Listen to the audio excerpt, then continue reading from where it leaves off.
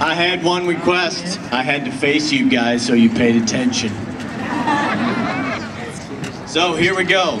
Good evening, students, faculty, family, and friends. First, let me say it's an honor to be the commencement speaker for this incredible group of students. I've known them for the past 4 years in every capacity, from the most common required classes all students must take, to the most advanced AP science classes we have to offer. And I must say, you guys are statistically significant. I know that's true because I checked it with Mr. Wilcox. 3 weeks ago, I received a message from our principal. Hi, Chad. This is John Kenoy. I have something I need to talk with you about. Can you please call me when you get a chance? My first thought, great, I'm fired. I immediately assumed something went wrong or someone complained about an IROC essay. Remember those? Or a pave sheet. You guys do those ones? Or a host of other biological hot topics that I have to teach about. I mean, if your parent called you and said, hi, Joey, I need to talk with you about something. Call me when you get a chance. You know what your first thought would be. I'm dead. They found my insert your own secret. But as it turned out, he was calling me to tell the seniors had held a vote and I was chosen to be the commencement speaker. Wow, what a privilege. This is so the opposite of getting fired. So what to talk about? I mean, I will be the only teacher to teach every single senior. And the last high school teacher you will ever have. So no pressure, right? Maybe diversity. I mean, here at East Kentwood, we celebrate our diversity often.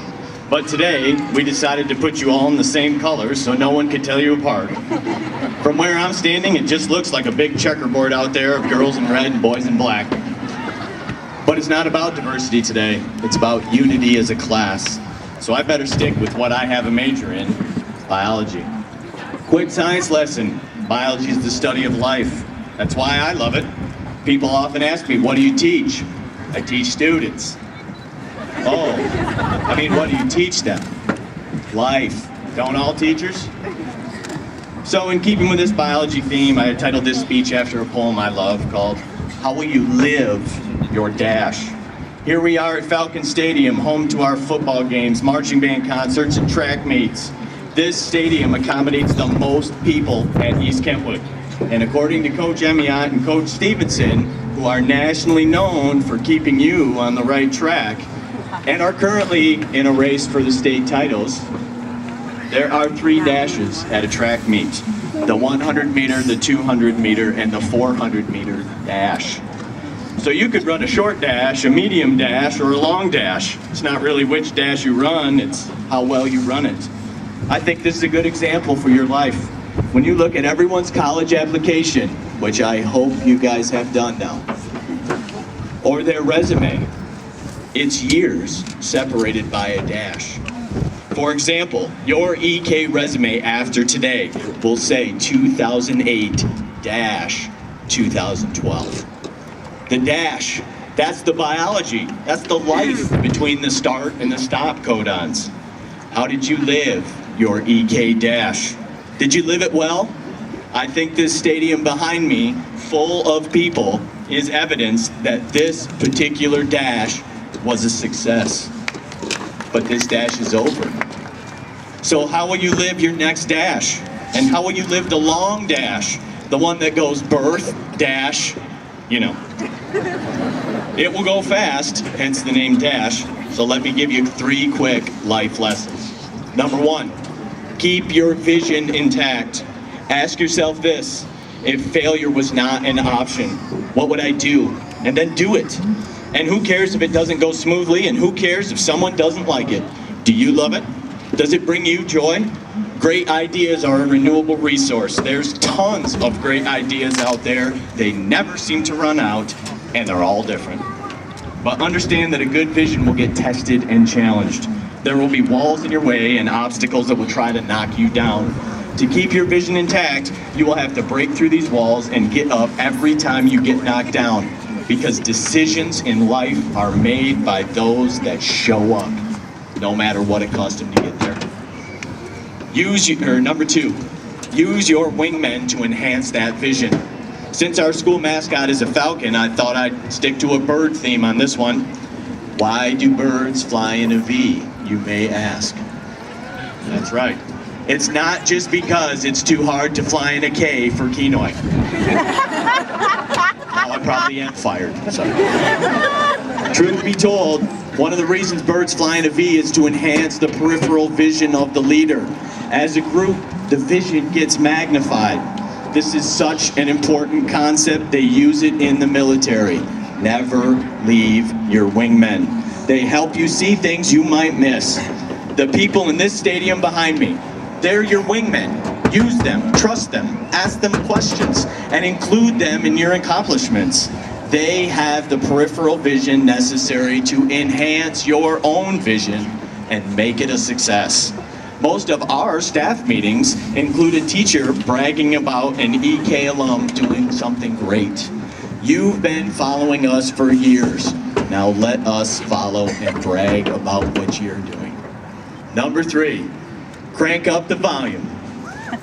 The main complaint from outsiders I have about my classroom is it's too loud. It's kind of like Warfield's animal room without the animals.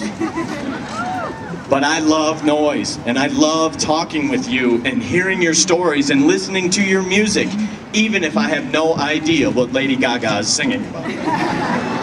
Have you ever heard that children should be seen and not heard? You guys are 18 now. You're adults. It's time to speak up. I've seen you with your iPods, and some of you probably have them in right now.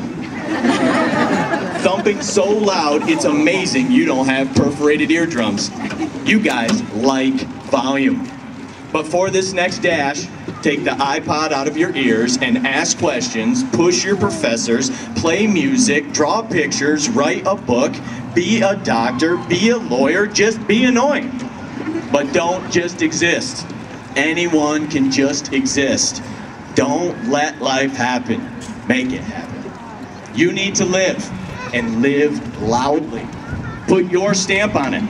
And this probably makes a lot of the staff on either side of you nervous. But you guys aren't coming to school tomorrow, so they shouldn't worry too much about it. Get out there and crank up the volume. You're ready. And just as some falcons migrate in the fall, you guys will migrate in the fall to places like the military, U of M, MSU, GVSU, Ferris, Calvin, Hope, Eastern, Central, Western, as far east as NYU, and as far west as California State of San Francisco. But don't worry, Mama Falcons in the audience behind me. Baby birds have a tendency to migrate back in the spring and nest with you for the summer. So live this next dash with an enthusiasm for life. It will go fast. Just ask your parents how fast time flies. They can't believe you're graduating today. Time went so fast for them that in their minds, yesterday you were learning to drive, last week you were learning to walk, and the week before that they were bringing you home from the hospital. So don't waste a minute. It's a dash, remember? In conclusion, your homework is to use your vision to study life and to enhance the quality of life for everyone you encounter, except for anyone from Rockford.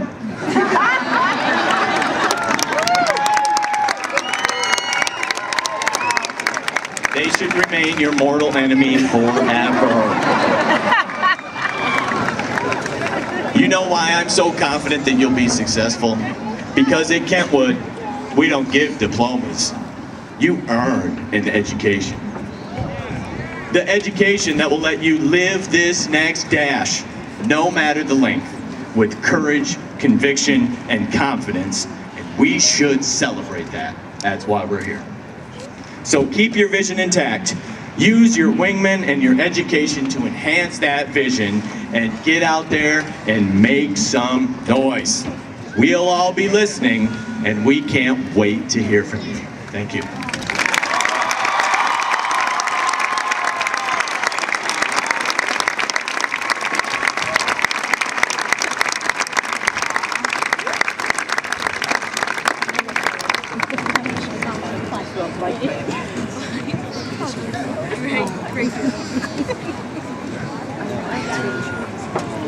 Thank you, Mr. Mayor.